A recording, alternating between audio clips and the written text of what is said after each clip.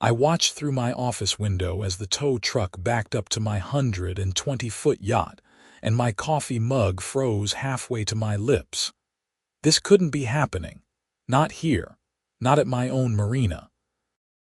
My name is Zachary Vaughn, and I've owned the Pelican Bay Marina in Charleston, South Carolina for the past 8 years. I inherited it from my grandfather, expanded it, modernized it, and turned it into one of the most sought-after yacht harbors on the eastern seaboard.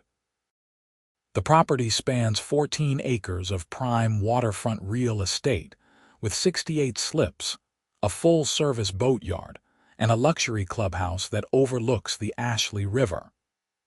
Every inch of it belongs to me, from the main dock to the fuel station to the restaurant that sits at the end of Pier 3. So imagine my confusion when I saw 2 men in neon vests attaching chains to the Sea Serpent, my pride and joy, while a woman in a pantsuit stood nearby with a clipboard, barking orders like she owned the place. I set down my coffee and headed outside, my footsteps echoing on the wooden planks of the main dock. The morning sun was already hot, typical for June in South Carolina, and the humidity wrapped around me like a wet blanket as I approached the group.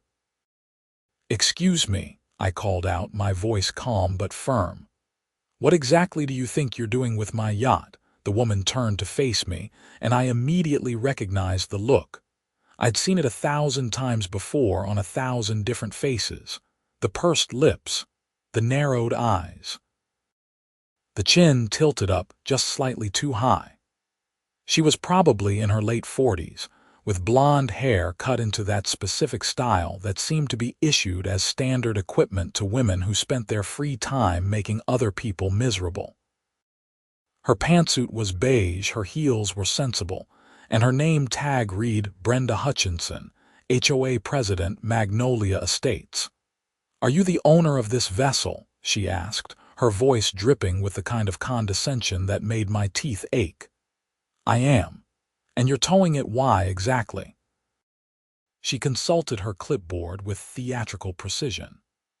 "According to HOA Statute 7-3-B, no resident of Magnolia Estates is permitted to park recreational vehicles, boats, or other watercraft on their property or any common area within the community. You've been in violation for 6 weeks now, despite multiple warnings." I stared at her, waiting for the punchline. When none came, I said, "Madam, I don't live in Magnolia Estates. I've never even heard of Magnolia Estates. Your address is listed as 2847 Harbor View Court, is it not?" "That's my house, yes. But that's not in any HOA. I made damn sure of that before I bought the property." Brenda's expression didn't waver. Harbor View Court was incorporated into the Magnolia Estates planned community in March of this year. All residents received notification by certified mail. The HOA covenants are now binding on all properties within the designated boundaries. You can't just annex properties into an HOA without the owner's consent. That's not how any of this works. I assure you, Mr. Vaughn, everything was done according to South Carolina state law. The expansion was voted on and approved by the existing HOA board. Your property fell within the new boundaries, and therefore you are subject to all community rules and regulations. I felt my blood pressure rising, but I kept my voice level. Even if that were true, which I doubt, this yacht isn't parked on my property. It's docked at my marina, which I own. You have no jurisdiction here." Brenda's smile was the kind that never reached the eyes. "The marina property is also within the Magnolia Estates boundaries. The entire waterfront area was included in the expansion. So yes, Mr. Vaughn, we absolutely have jurisdiction. And since you failed to respond to our notices, failed to pay the accumulated fines, and failed to remove the vessel from community waters, we are exercising our right to impound the property and sell it at auction to recoup the outstanding fees. Community waters." I repeated, feeling like I'd stepped into an alternate dimension. Lady, I own this marina. I own the docks. I own the water rights. I own the seabed lease from the state. You can't just declare it community property. The HOA covenants supersede individual property claims within the community boundaries, she recited, clearly reading from some script she'd memorized. If you have concerns about the legality of our actions, you're welcome to file a formal complaint with the board. But for now, this vessel is being impounded. I pulled out my phone. Yeah, I'll be filing something, but it won't be with your board. It'll be with the police for theft and trespassing. I wouldn't do that if I were you, Brenda said, her voice taking on a sharper edge. We have all the proper documentation. You, on the other hand, are currently in violation of multiple HOA statutes. If you interfere with this lawful impoundment, we'll be forced to add obstruction charges to your growing list of infractions. One of the tow truck drivers, a heavy-set guy with a sunburned neck, walked over. Madam, this boat's too big for our truck. We're going to need the marine transport trailer. Then get the marine transport trailer, Brenda snapped. I want this vessel removed by end of business today. I stepped between them and the yacht. Nobody's removing anything until I see some actual legal documentation. Not your HOA fantasy papers. Real documentation. Court orders. Police authorization. Something. Brenda sighed like I was a particularly slow child. Mr. Vaughn, you're making this much more difficult than it needs to be. The auction is scheduled for Saturday. If you pay the outstanding fines before then, plus the impound fees and storage costs, you can reclaim your property. The total currently stands at $8,300. $8,000. For what? She consulted her clipboard again. 6 weeks of parking violations at $200 per day. That's $8,400. Administrative fees of $500. 3 separate warning notices at $75 each. Impound fee of $1,000. And storage fees of $50 per day, which will continue to accrue until the vessel is either reclaimed or sold. So actually, the current total is $9,725. I laughed, but there was no humor in it. You're insane. You know that, right? Completely insane. I'm following the rules, Mr. Vaughn, something you seem unwilling to do. She turned to the tow truck driver. Get the equipment you need, I'll wait. The driver looked uncomfortable. Lady, I'm not sure about this. He's saying he owns the property. Maybe we should. Your company was hired to do a job, Brenda interrupted. If you don't do it, you won't be paid, and I'll make sure your employer knows you refused service. The driver muttered something under his breath and walked back to his truck, pulling out his phone. I called my lawyer. Mitchell Sanders had been handling my business affairs for 6 years, and he picked up on the second ring. Zach, what's up? Mitch, I need you to get down to the marina right now. Some HOA lunatic is trying to impound my yacht. What? On what grounds? She claims my property got annexed into her HOA, and now she says the entire marina is under their jurisdiction. She's saying I owe thousands in parking violations. I heard papers rustling on Mitch's end. Harborview Court, right? Your house. Yeah, hold on. More rustling. Then a long pause. Then a very quiet, oh hell. My stomach dropped. What? Zach, I'm looking at the county records right now. There was a boundary expansion filed in March for something called Magnolia Estates. It looks like they did include Harborview Court in the new boundaries. But this is insane. They can't just unilaterally add properties to an HOA. There has to be consent or, at minimum, proper notification and an opportunity to contest. She says they sent certified mail. Did you receive anything? I thought back through the spring. March had been chaos. I'd been dealing with a major renovation at the marina, replacing half the dock pilings and upgrading the electrical systems. My mail had piled up on my kitchen counter for weeks. Maybe. I get a lot of junk mail. I might have tossed it. Okay, that's not great, but it doesn't matter. Even if they followed notification procedures, they can't just claim jurisdiction over a commercial property like a marina. And they definitely can't impound your personal property without a court order. I'm coming down there right now. Don't let them take that yacht. I'm trying. Brenda had been watching me with her arms crossed. When I hung up, she said, "Was that your lawyer? Good. He can explain the situation to you in legal terms since you seem unable to grasp it in plain English. My lawyer's on his way and he's going to explain to you why you're about to get sued into oblivion." Threats don't scare me, Mr. Vaughn. I've been an HOA president for 7 years. I've heard every threat, every insult, every excuse. None of it changes the rules. You're in violation. Your property is being impounded. If you want it back, pay your fines. The tow truck driver returned, still looking uncomfortable. "Madam, I talked to my boss. He says we need to see proof of ownership and legal authorization before we can impound a vessel of this size.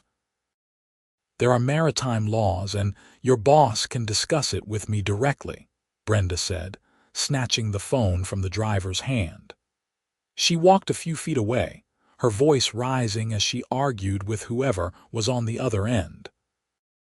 I took the opportunity to make another call, this time to the Marina security office. Tony Chen, my head of security, answered immediately. "Tony, I need you at the main dock. We've got a situation." "On my way, boss." Within 2 minutes, Tony appeared along with 2 other security staff members.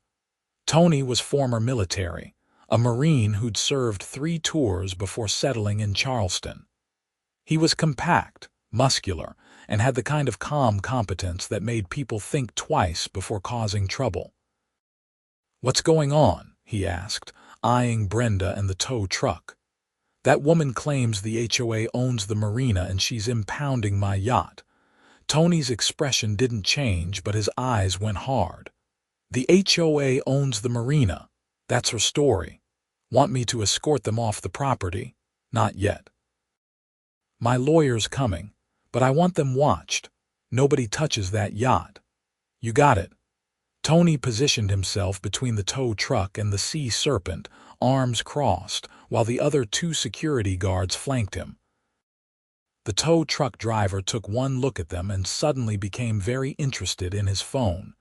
Brenda finished her call and marched back over, her face flushed. "This is ridiculous. We have every right to be here." "Show me a court order," I said. "Not your HOA papers."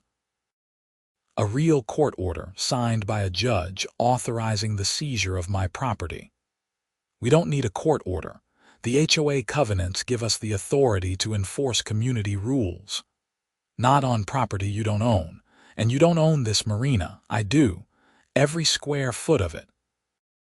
I have the deed, the title, the business license, the waterfront permits, the environmental clearances, the Coast Guard authorizations." "What do you have?" "A clipboard and an attitude." Her face went from flushed to purple. "How dare you speak to me that way?"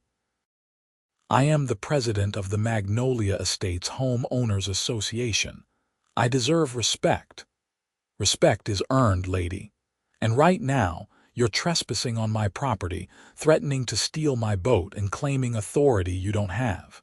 So no, I don't respect you. I think you're either delusional or running some kind of scam." "Scam," she sputtered. "This is a legitimate legal action. Everything we're doing is completely above board." "Then prove it. Show me documentation that holds up in actual court, not your HOA fantasy land. Real court."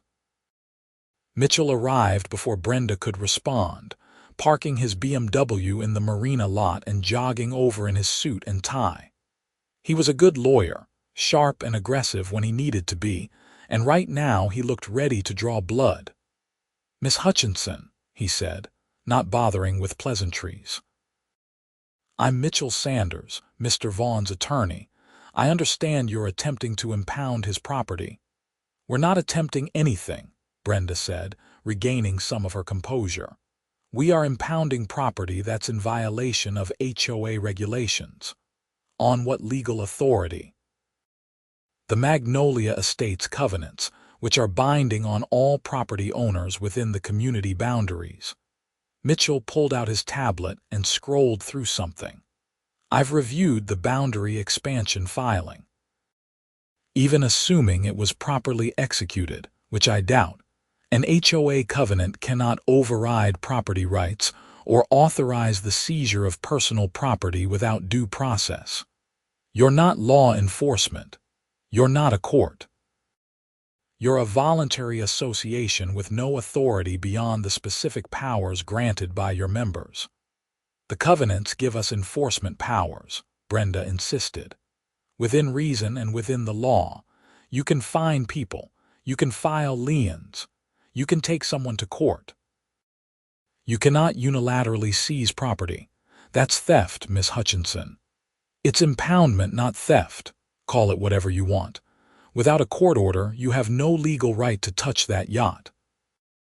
And if you try, I'll have you arrested and I'll file a civil suit against you personally and against your HOA for conversion, trespass, and any other cause of action I can think of. Your association's insurance won't cover criminal acts, so you'll be personally liable for damages. Is that really how you want this to go? Brenda's confidence wavered for the first time. We followed all the proper procedures. Then you should have no problem proving it in court. File for a judicial seizure order. Let a judge review your claims. If you're right, you'll get your order and you can proceed. But until then, you and your tow truck need to leave. Now. The tow truck driver didn't need to be told twice. He was already climbing back into his cab before Brenda could protest. This isn't over, Brenda said, pointing a finger at me. You think you can just ignore the rules because you own some property. You're part of this community now, whether you like it or not. And in this community, we have standards. Your fines will continue to accumulate. Your violations will continue to mount. And when we do get that court order, and we will, the amount you owe is going to be astronomical. Looking forward to it, I said. I'll enjoy watching a judge laugh you out of court. She spun on her heel and stalked back to her car, a silver Mercedes that probably cost more than most people's houses. The tow truck was already pulling away, and within minutes, the Marina was quiet again. Mitchell watched her drive off, then turned to me. This is bad, Zach. What do you mean? You just sent her packing. For now. But she's not wrong about the boundary expansion. It was filed with the county, properly noticed and recorded. If they followed the correct procedure, and it looks like they did, then technically your property is part of their HOA now. How is that possible? I never agreed to join an HOA. South Carolina law allows HOAs to expand their boundaries under certain circumstances. Usually it requires consent from the new properties, but there are exceptions. If the expansion is contiguous, if it serves a legitimate community purpose, and if proper notice is given, the county can approve it even without unanimous consent. That's insane. It's the law. The theory is that it prevents isolated properties from being used to undermine community standards. If you have an HOA neighborhood and one house in the middle isn't part of the association, that owner could theoretically turn their property into something that negatively impacts everyone else. So the law allows for forced inclusion in some cases. My property isn't in the middle of anything. The Marina's on the waterfront. Yeah, that's our argument. This isn't a single residential property surrounded by an HOA. This is a major commercial operation with its own property rights. An HOA shouldn't be able to just absorb a business. But the law is not entirely clear on that, and it's going to depend on how the judge interprets the statute. I rubbed my face, feeling the beginnings of a headache. So what do we do? Two things. First, we file to challenge the boundary expansion. Argue that it was improperly applied to commercial property, and that you weren't given adequate opportunity to contest. Second, we get a restraining order preventing them from taking any action against you or your property while the challenge is pending. That'll stop Brenda and her goons from pulling any more stunts like today. How long will all that take? Weeks, maybe months. These things don't move fast. And in the meantime, she's going to keep harassing me, probably. But as long as we have the restraining order, there's nothing she can actually do. She can send you angry letters, but she can't touch your property. Get started on the paperwork, I said. And Mitch, I want to know everything about this HOA. Who's on the board? What their finances look like. Everything, because something about this smells wrong. I'll dig into it, Mitchell promised. In the meantime, keep your security tight. If Brenda shows up again, don't engage. Just call me immediately. He left, and I stood on the dock for a long time, staring at the sea serpent. I'd bought that yacht 5 years ago after a particularly good year at the Marina. It was a custom-built offshore cruiser with twin diesel engines, a flybridge, 3 staterooms, and every navigation toy you could imagine. I'd taken her down to the Bahamas, up to Maine, and everywhere in between. She was my escape, my sanctuary, the place I went when the stress of running a business got to be too much. And some HOA president thought she could just take it away from me. Over the next few days, I learned exactly how deep this rabbit hole went. Mitchell filed our challenge to the boundary expansion and got a temporary restraining order preventing the HOA from taking any action against me or my property while the case was pending. But in the process of gathering information, we discovered some interesting facts about Magnolia Estates and its president. The HOA had been formed 8 years ago as part of a luxury residential development about 2 miles inland from my marina. The original community consisted of about 60 homes, all in the $500,000 and up range, with community amenities like a clubhouse, pool, and tennis courts. Brenda Hutchinson had been elected president 3 years ago and had immediately started expanding her power base. First, she'd pushed through a series of increasingly restrictive covenants. No parking on the street, no outdoor decorations except during approved holidays, no lawn ornaments, no visible garbage cans, no home businesses, no short-term rentals. The list went on, and with each new rule came new fines for violations. Then she'd started expanding the HOA's boundaries. First, she absorbed a small adjacent neighborhood of older homes, then a strip of commercial properties along the main road, then more residential areas. Each time, she used the same playbook. File the expansion with the county, send certified mail notices, and push it through before anyone realized what was happening. By the time I started investigating, Magnolia Estates had grown from 60 homes to nearly 300 properties, including 2 shopping centers, a gas station, and a small office park. And every single one of them was subject to Brenda's ever-growing list of rules and regulations. The HOA's finances were even more interesting. In 3 years under Brenda's leadership, the association's annual budget had grown from $80,000 to nearly $2 million. Most of that came from fines and fees. The HOA was generating so much revenue that they'd been able to build a new community center, repave all the neighborhood roads, and pay themselves generous salaries. Brenda herself was drawing $90,000 a year as president, plus expenses, for running an HOA. It was insane. But the real kicker came when Mitchell dug into the auction records. Brenda's HOA had impounded and sold dozens of vehicles, boats, trailers, and other property over the past 2 years. They generated over $400,000 from those auctions. And in every case, the property had been sold to one of 3 buyers: a company called Coastal Asset Management, a company called Harbor Holdings LLC, or a company called Waterfront Properties, Inc. It took some digging, but Mitchell eventually traced all 3 companies back to the same person, Brenda's husband, Gerald Hutchinson. "This is fraud," Mitchell said, showing me the documentation in my office. "She's using her position to seize property, then selling it to her husband's companies at below-market prices. He turns around and resells at full value. They're pocketing the difference. Can we prove it? I can show the connection between Brenda and the companies. I can show the pattern of seizures and sales. Whether that's enough to prove criminal fraud will depend on how much investigation the authorities are willing to do.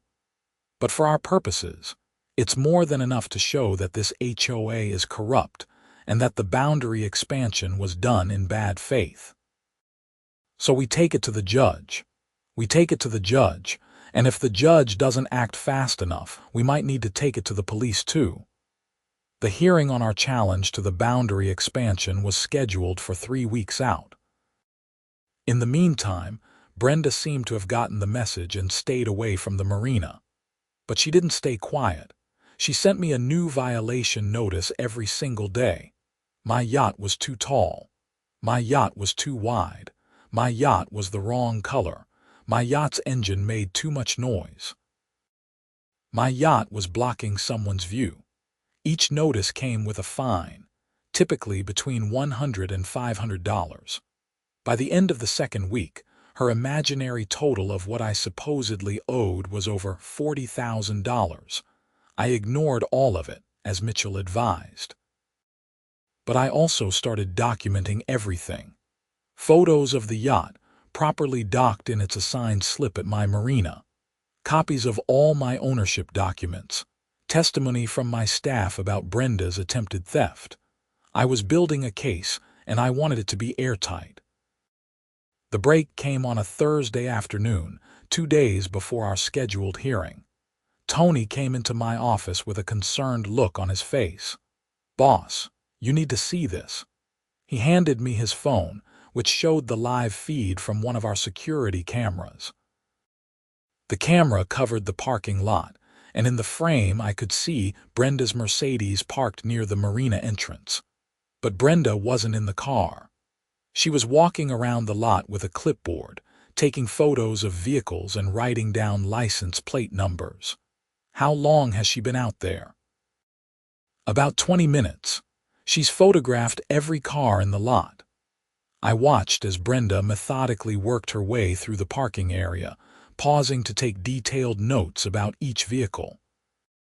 She paid particular attention to the expensive cars, the ones that clearly belonged to yacht owners rather than marina employees. "She's planning something," I said. "Want me to escort her off the property?" "No, let her dig her own grave, but make sure we're recording everything." Already on it. Brenda finished her parking lot survey and moved on to the docks, walking up and down the piers and photographing every boat. She had no legal right to be there. The marina was private property, but I let her continue. Every illegal action she took was more evidence for our case. She spent nearly an hour at the marina before finally leaving. As soon as her car disappeared, I called Mitchell. "She's escalating," I told him, describing what I just witnessed. "I think she's planning to go after the other boat owners. That would be incredibly stupid." "Has that stopped her so far?" Mitchell sighed. "Fair point. I'll make sure the judge knows about this. It shows a pattern of harassment and overreach." The next morning, my phone started ringing at 6 a.m. It was Curtis Hartley, a real estate developer who kept his 60-foot sport fishing boat at my marina. "Zach, what the hell is going on? I just got a notice from some HOA saying my boat's in violation, and they're going to impound it if I don't pay $5,000 in fines." "Let me guess. Magnolia Estates. Yeah, how did you know?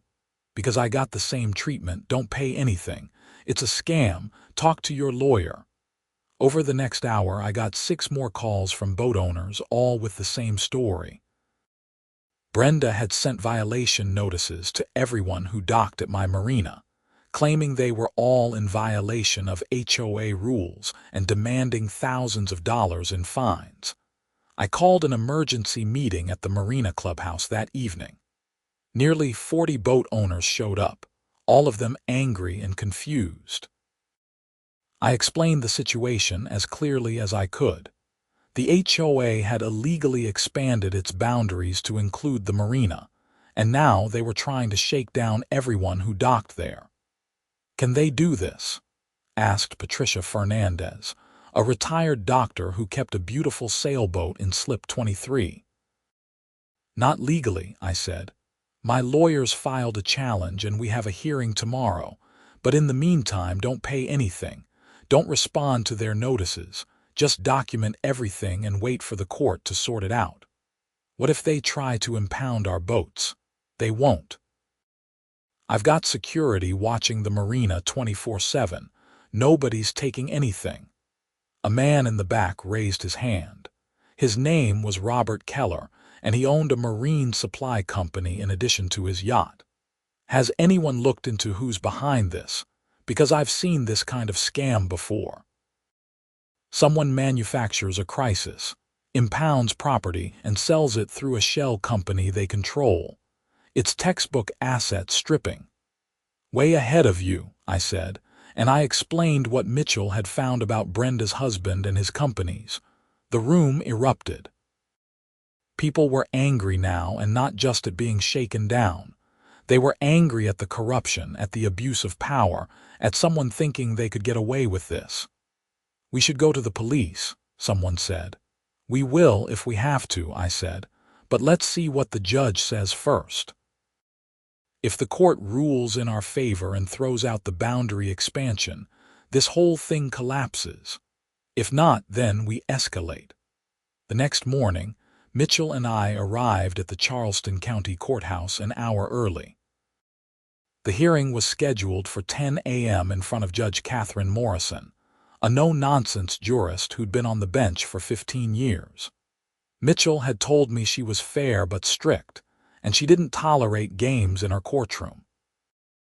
Brenda arrived with her own lawyer, a slick-looking guy in an expensive suit who introduced himself as Derek Pemberton. He had the kind of smile that made me want to count my fingers after shaking his hand.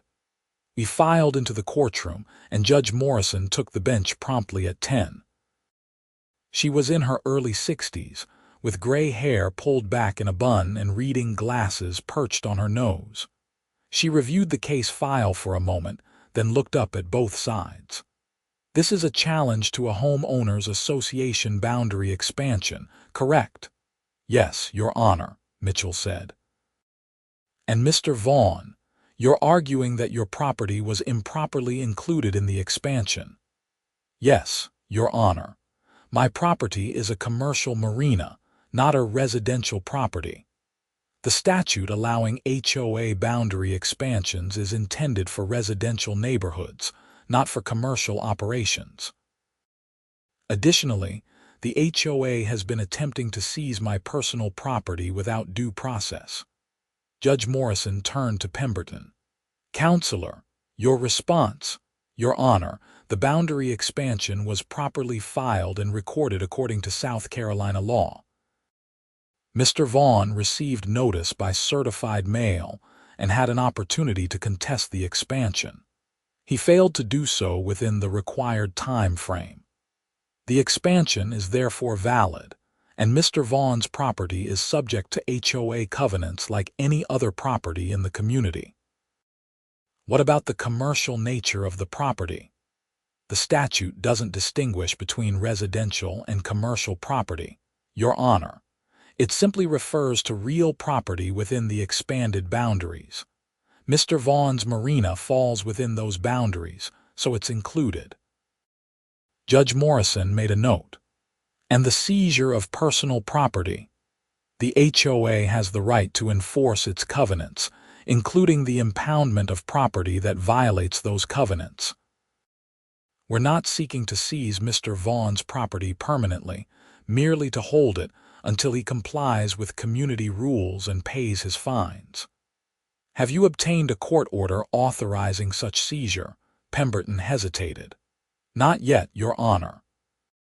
But the HOA covenants give us the authority to take enforcement action. Mr. Sanders, Mitchell stood. Your Honor, they tried to impound my client's yacht without any court authorization. That's theft, plain and simple. The fact that they call it enforcement doesn't change the underlying illegality. Moreover, we've uncovered evidence that this HOA has been systematically seizing property and selling it to companies owned by the HOA president's husband. This isn't about enforcing community standards. It's about enriching themselves through abuse of power. Judge Morrison's eyes sharpened. That's a serious allegation, Mr. Sanders. We have documentation, Your Honor. Mitchell handed a folder to the bailiff, who passed it to the judge. She reviewed the documents in silence for several minutes. Pemberton looked increasingly uncomfortable, while Brenda sat rigid in her chair, her face expressionless. Finally, Judge Morrison looked up. Mr. Pemberton, are you aware that the Magnolia Estates HOA has been selling impounded property to companies owned by Mrs. Hutchinson's husband? Your Honor, I'm not familiar with the details of individual sales. My firm was only retained recently to handle this specific matter. So you don't deny it? I'm not in a position to confirm or deny, Your Honor. I see. Judge Morrison set down the folder. Here's what's going to happen. First, I'm extending the temporary restraining order preventing the HOA from taking any action against Mr. Vaughn or his property. That order will remain in effect until we resolve the underlying question of whether the boundary expansion was properly applied to commercial property.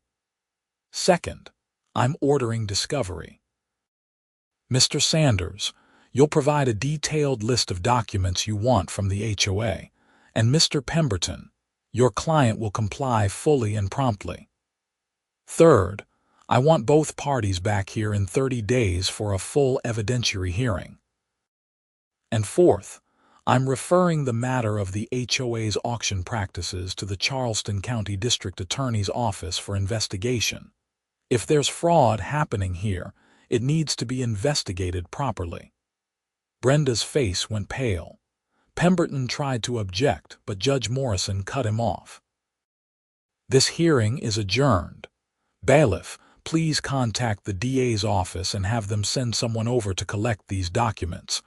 We filed out of the courtroom, and Mitchell was practically glowing. That went even better than I hoped. She's referring it to the DA. Because she smells a rat, same as we do. If the DA finds evidence of fraud, Brenda's not just going to lose this case. She's going to face criminal charges. Good. She deserves it. As we walked toward the elevator, I saw Brenda and Pemberton having a heated conversation near the stairwell.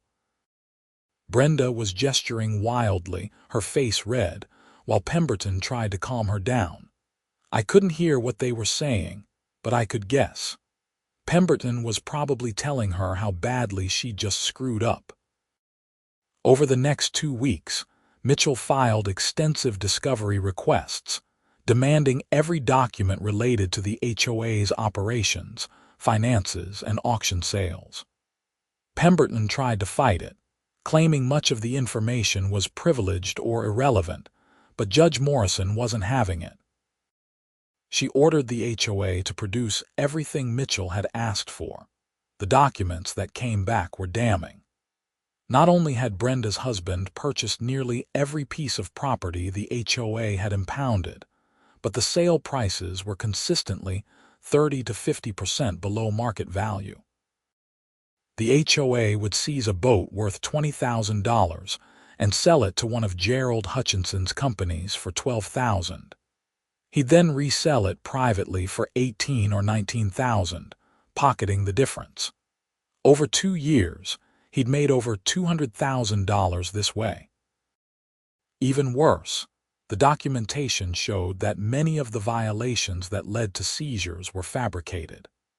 The HOA would claim someone had violated a covenant, but there was no actual evidence of any violation. They'd just make something up, send a few notices, and then impound the property when the owner didn't respond. Mitchell compiled it all into a comprehensive report and sent it to both Judge Morrison and the district attorney's office. The DA assigned an assistant district attorney named Kevin Walsh to investigate, and Walsh turned out to be the kind of prosecutor who took white-collar crime seriously. He started subpoenaing records, interviewing victims, and building a case. Meanwhile, Brenda made her biggest mistake yet. On a Tuesday morning, I arrived at the Marina to find the main gate padlocked and a sign posted on the fence. Property condemned by order of Magnolia Estates HOA. No entry. I stared at the sign for a long moment, my anger building. Then I pulled out my phone and called Tony. "Tony, we've got a problem at the front gate." "I know, boss. I'm already here. Someone locked us out of our own marina." "Cut the lock. Get us inside. Then call the police on it." By the time I parked and walked over, Tony had already cut through the padlock with bolt cutters. The gate was open and 2 police officers were standing there taking a report. "Mr. Vaughn," one of them asked. He was a young officer with a serious expression. "You're the owner of this property?" "Yes. Can you show me documentation?"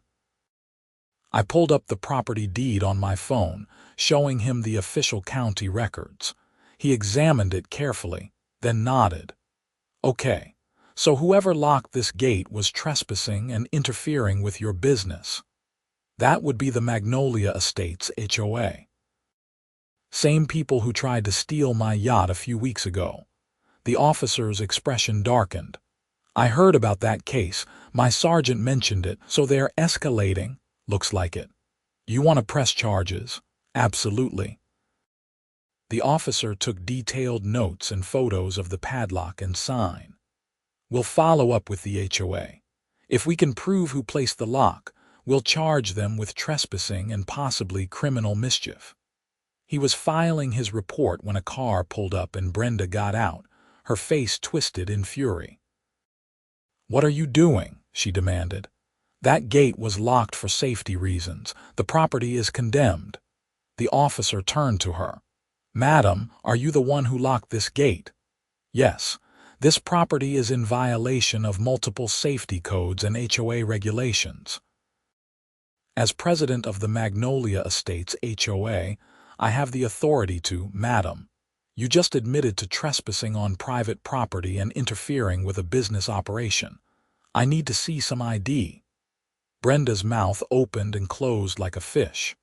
"What? No, you don't understand. I have the authority." "ID, madam. Now." She fumbled in her purse and handed over her driver's license. The officer examined it, ran it through his system, then handed it back.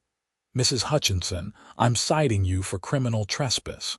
You'll need to appear in court on the date indicated. If you interfere with this property again, you'll be arrested. Do you understand? This is outrageous. I'm going to file a complaint." "That's your right, madam, but right now you need to leave this property and not come back." Brenda looked at me, her eyes full of venom. "You think you've won?"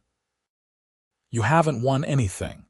That court hearing is in 2 weeks, and when the judge hears our evidence, you're going to wish you'd just paid your fines." "What evidence would that be?" I asked. "The evidence that you've been running a fraud scheme. The evidence that the DA is investigating you." "That evidence?" She had no response to that. She just turned and stalked back to her car, nearly clipping the police cruiser as she peeled out of the parking lot. The officer watched her go, then turned to me. "Sir, I'd recommend getting cameras on every entrance to this property. Document everything. If she comes back, call us immediately. "I've already got cameras everywhere," I said, "but thanks for the advice." After the police left, I called Mitchell and told him what had happened. "She's panicking," Mitchell said. "She knows the investigation is closing in and she's making desperate moves. This is good for us. Every time she does something stupid, it makes our case stronger. I'm worried she's going to do something even more stupid. What if she tries to burn the place down or something? I doubt it. She's arrogant, but she's not suicidal.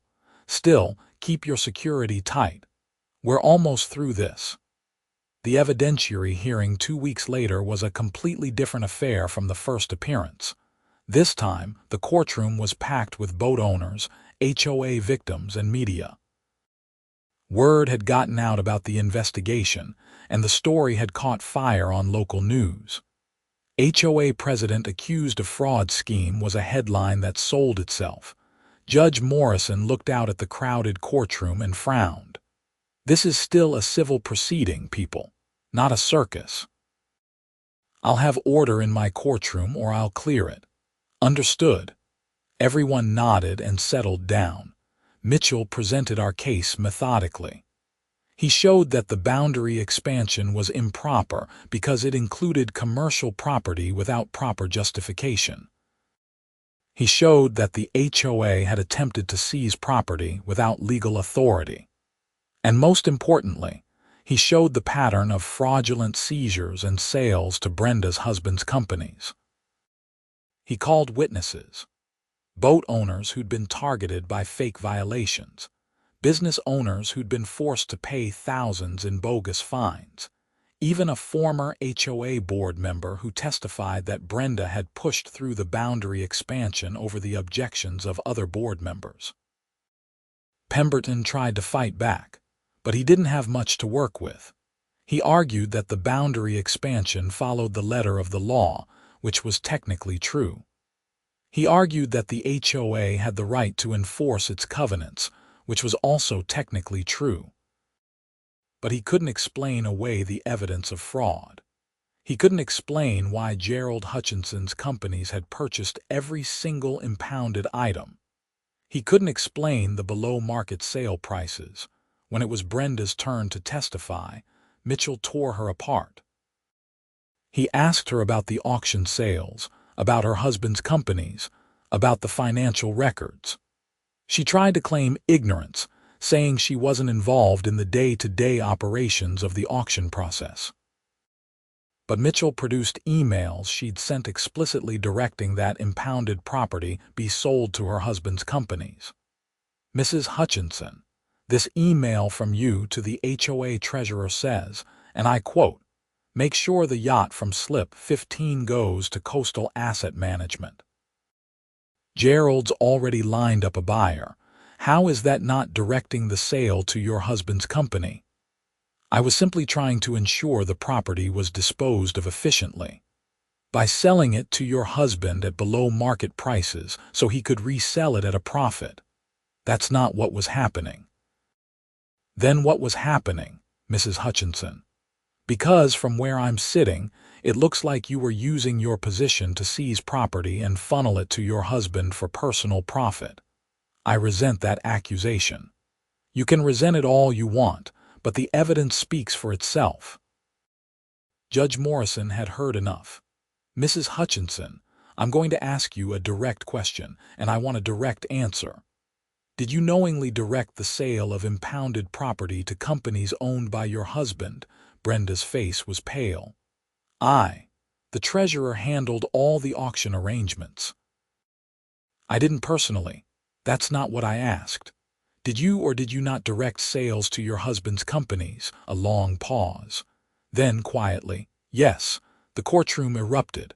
Judge Morrison banged her gavel. "Order, I will have order." When things calmed down, Judge Morrison made her ruling. "Based on the evidence presented, I find that the Magnolia Estates HOA boundary expansion was improperly applied to include Mr. Vaughn's commercial marina property. The expansion is hereby voided as it pertains to the marina and any associated properties. Mr. Vaughn is not subject to HOA covenants, and the HOA has no authority to take action against him or his property.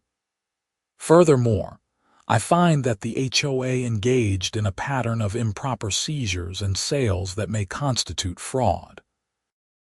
I am formally referring this matter to the district attorney for criminal investigation. Mrs. Hutchinson, Mr. Pemberton, your organization is ordered to cease all enforcement actions immediately and to refund any fines or fees collected from Mr. Vaughn or any other marina property owner. This court is adjourned. The courtroom erupted again, but this time it was cheers. Boat owners were congratulating each other, reporters were rushing to file stories, and Mitchell was shaking my hand with a huge grin on his face. "We won," he said. "Total victory. What happens now?" "Now the DA takes over. If they can prove criminal fraud, Brenda and possibly her husband will face charges." As if on cue, I saw Ada Kevin Walsh approach Brenda near the defense table. He was speaking quietly to her, and her face went from pale to white. Pemberton tried to intervene, but Walsh showed him something on his phone, and Pemberton stepped back. Walsh placed handcuffs on Brenda's wrists. "Brenda Hutchinson, you're under arrest for fraud, theft, and abuse of authority. You have the right to remain silent." The courtroom went dead quiet as Walsh read Brenda her rights and led her out in handcuffs. It was the most satisfying thing I'd ever witnessed. Over the next few months, the full scope of the fraud came to light. The DA's investigation revealed that Brenda and her husband had stolen over $600,000 through their impound and auction scheme. They targeted not just boat owners, but anyone they thought had valuable property. Cars, motorcycles, RVs, trailers, even lawn equipment. If it looked expensive and the owner didn't immediately fight back, Brenda would manufacture a violation and seize it. Gerald Hutchinson was arrested 2 weeks after Brenda. Both of them were charged with multiple felonies: fraud, theft, racketeering, and abuse of authority. Their trial was scheduled for the following spring. In the meantime, the Magnolia Estates HOA collapsed. The board members who hadn't been complicit in Brenda's scheme immediately resigned, and the remaining homeowners voted to dissolve the association entirely. All the boundary expansions were reversed, and everyone who'd been forced into the HOA was released. The boat owners at my marina who'd paid bogus fines got their money back, plus interest.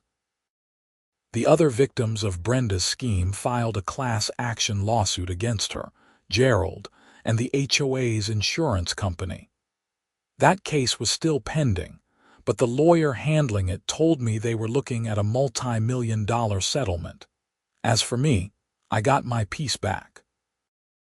The marina returned to normal operations, with no HOA notices, no violation letters, and no threats of impoundment. The Sea Serpent remained safely in her slip, and I took her out for a long weekend cruise to celebrate. On a warm Saturday afternoon in September, I stood on the flybridge with a cold beer in my hand, watching the sun set over Charleston Harbor. The water was calm. The sky was painted in shades of orange and pink, and for the first time in months, I felt truly relaxed. My phone buzzed with a text from Mitchell. Brenda pled guilty, 20 counts, sentencing in December. Gerald's trial starts in January. I smiled and texted back, "Good, justice served." Another text came through, this time from Curtis Hartley. "Poker game at the clubhouse Thursday, you in?" "I'm in," I replied. Life was good. The marina was thriving, my yacht was safe, and the woman who tried to steal it all was facing serious prison time. Sometimes the good guys actually do win. I raised my beer to the sunset, toasting to justice, to property rights, and to the fact that no HOA president, no matter how delusional, could actually claim to own the ocean. The trial coverage in December was extensive. Brenda appeared in court looking nothing like the confident, arrogant woman who tried to impound my yacht. She was subdued, wearing a simple dark suit, and she spoke only when directly addressed by the judge. Her lawyer had negotiated a plea deal, 20 years with the possibility of parole after 12. Gerald's trial resulted in a similar sentence. Both of them would be in prison for a long time. The judge at sentencing made it clear what he thought of their actions. "You abused a position of trust," he said, looking directly at Brenda. "You used the authority granted to you by your neighbors not to serve the community, but to enrich yourself. You stole from people, violated their property rights, and showed no remorse. This court finds your conduct reprehensible and deserving of significant punishment." Several victims gave impact statements, including Patricia Fernandez, the retired doctor from my Marina. She described how Brenda had tried to seize her sailboat over fabricated violations, how the stress had affected her health, and how grateful she was that I'd fought back and exposed the fraud. "If Mr. Vaughn hadn't stood up to her," Patricia said, her voice shaking with emotion, "we'd all still be victims. She would have kept stealing, kept lying, and kept abusing her power. I hope she spends a long time in prison thinking about what she did." The judge nodded and handed down his sentence. After the sentencing, I met with several of the other victims at a small restaurant in downtown Charleston. We'd formed an unexpected bond through this ordeal, and it felt right to mark the end of it together. Robert Keller, the marine supply company owner, raised his glass. "To Zach Vaughn, who had the guts to fight back when the rest of us were too intimidated." "I'm not a hero," I said, uncomfortable with the attention. "I just didn't like being told what to do with my own property." "That's exactly what made the difference," Curtis said. "You didn't back down. You didn't pay the bogus fines. You fought and you won. And because you did, the rest of us got justice too." We toasted and talked late into the evening, swapping stories about our encounters with Brenda and marveling at how close we'd come to losing property we'd worked hard to earn. It was cathartic, in a way, to process it all together. As I drove home that night, I thought about what the whole experience had taught me. I'd always known that property rights were important, that nobody should be able to take what you've legitimately earned. But I'd never realized how fragile those rights could be, how easily they could be undermined by someone with a title, a clipboard, and enough arrogance to think the rules didn't apply to them. I'd also learned that fighting back matters. It would have been easier to just pay Brenda's fines, to make the problem go away with money. But that would have been wrong. It would have rewarded her behavior and encouraged her to keep victimizing others. By standing up to her, by refusing to accept her false authority, I'd helped stop a criminal enterprise and protected dozens of other people. The Marina thrived in the aftermath. Word got out about how I'd fought the HOA and won, and that actually attracted new customers. People wanted to dock at a place where the owner would stand up for their rights, where they didn't have to worry about arbitrary rules or corrupt officials. I hired more staff, expanded the facilities, and even started offering legal workshops for boat owners about their rights and how to fight back against overreaching HOAs. Mitchell spoke at several of these workshops, sharing the lessons we'd learned from the case. The Sea Serpent became something of a local legend. People would point her out in the Marina. "That's the yacht the HOA tried to steal." I got offers to buy her, ridiculous offers from people who wanted to own a piece of the story. I turned them all down. She wasn't for sale at any price. On the 1-year anniversary of Brenda's arrest, the Marina Owners Association threw a party at my clubhouse. Over 100 people showed up, including boat owners, local business owners, and even Judge Morrison, who'd become something of a friend in the months since the trial. "You set a precedent," she told me over champagne. "Other judges are citing my ruling in similar cases. HOAs can't just expand indefinitely and claim authority over property they don't own. You helped establish that principle in South Carolina law." "I just wanted to keep my boat," I said with a laugh.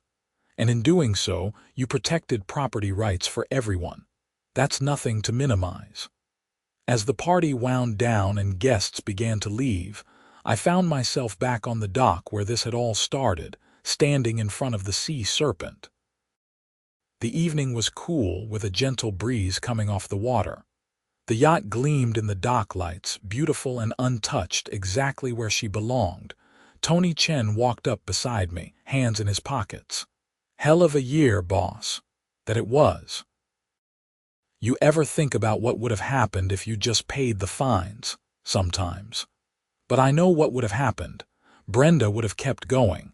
She'd have seized more boats, more property. She'd have victimized more people. And she'd still be out there thinking she could get away with it. So you did the right thing." "I did the only thing. Nobody messes with my property, not an HOA, not anyone." Tony grinned. "That's what I like about you, boss. You don't back down." "Damn right I don't." We stood there in comfortable silence, watching the water lap against the dock pilings. The marina was quiet now, peaceful in a way it hadn't been during those chaotic months of fighting Brenda and her corrupt HOA. It felt earned, that peace, like we'd defended something important and won. My phone buzzed one last time that evening. It was a message from Mitchell. "Final update. HOA insurance settled the class action. $3.2 million to the victims. Everyone gets their money back plus damages. We did it." I showed the message to Tony, and he let out a low whistle. $3 million. Brenda and Gerald really screwed up. They got greedy. Thought they were untouchable. That's always the downfall. What about you? You getting any of that settlement? "I don't need it. I never paid the fines, so I don't have anything to recover. But the other victims do, and I'm glad they're getting compensated." The truth was, I'd come out of this whole ordeal ahead in ways that had nothing to do with money. I defended my property, established important legal precedents, helped bring criminals to justice, and made friendships with people I never would have met otherwise. The marina was stronger, my reputation was enhanced, and I'd learned that standing up for what's right actually matters. As Tony headed home and I locked up the clubhouse, I took one last look at the Sea Serpent, gleaming in her slip under the stars. No HOA president was ever going to touch her again. No corrupt official was going to fabricate violations. No one was going to take what was mine. Because I owned the entire marina, the docks, the water rights, and everything in between. And anyone who forgot that was going to learn the hard way, just like Brenda Hutchinson had. I walked to my truck, thinking about taking the yacht out tomorrow. Maybe down to Hilton Head, or maybe just a day cruise around the harbor. It didn't matter. The point was that I could. The boat was mine, the marina was mine, and my freedom to enjoy them both was secure. As I drove home through the warm Charleston night, I felt something I hadn't felt in months, complete and total peace of mind. The fight was over. Justice had been served. And life could return to the simple pleasure of owning a boat, running a business, and living free from the tyranny of petty officials with delusions of power. Brenda Hutchinson was in prison where she belonged. Her husband was joining her. The HOA they'd corrupted had been dissolved. And the marina stood as proof that property rights still meant something, that you could fight City Hall or, in this case, a fraudulent HOA and win. I parked in my driveway, looked up at my house, the house that Brenda had tried to claim was subject to her authority, and smiled. It was mine. All mine. And it always would be. Sometimes the good guys really do win. And sometimes karma delivers justice with beautiful, perfect precision. This was one of those times, and I was going to savor every minute of it. The next morning, I woke to sunshine streaming through my windows and not a single piece of HOA correspondence in my mailbox. It was glorious. I made coffee, read the newspaper which featured a follow-up article about Brenda's sentencing, and headed to the Marina with a lightness in my step that had been missing for too long. The Marina was bustling with weekend activity. Boat owners were preparing for day trips, the fuel dock was busy, and the restaurant had a waiting list for brunch. This was what it was supposed to be like, a thriving business serving people who loved the water, without interference from petty tyrants. I spent the day doing routine inspections, talking with boat owners, and enjoying the simple satisfaction of running a successful operation. No drama, no threats, no violation notices, just honest work and happy customers. As the sun began to set, I fired up the Sea Serpent's engines and took her out for a solo cruise around Charleston Harbor. The twin diesels purred smoothly, the navigation systems glowed with green light, and the yacht cut through the calm water like she was meant for it. I cruised past Fort Sumter, around the battery, and out toward the open ocean. The city lights reflected on the water and a crescent moon rose in the darkening sky. It was perfect. Standing at the helm, feeling the gentle vibration of the engines through the deck, I thought about everything that had happened over the past year. The shock of seeing the tow truck at my dock, the confrontation with Brenda, the court battles, the investigation, the arrests, the trial, the sentencing. It had been exhausting and infuriating and stressful beyond measure, but it had also been necessary, because if I hadn't fought back, Brenda would still be out there, stealing from people and abusing her power. Other victims would still be suffering. The corruption would have continued. By standing up for myself, I'd ended up standing up for everyone. And that felt good in a way that had nothing to do with ego or vindication. It felt like I'd done something that mattered, something that made the world a tiny bit more just. I turned the Sea Serpent back toward the Marina as full darkness fell. The navigation lights glowed red and green on the water, and the GPS showed my position precisely on the electronic chart. Everything was exactly as it should be. As I guided the yacht back into her slip and secured the lines, I felt a profound sense of gratitude. Grateful for good lawyers like Mitchell. Grateful for honest judges like Morrison. Grateful for diligent prosecutors like Walsh. Grateful for the legal system that, despite its flaws, had ultimately delivered justice. And grateful that I lived in a country where property rights still meant something, where you could fight back against corruption and win, where the rule of law still applied even to people who thought they were above it.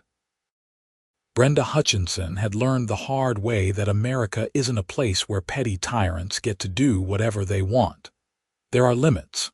There are consequences. And when you cross the line from petty annoyance to actual crime, the system will eventually catch up with you.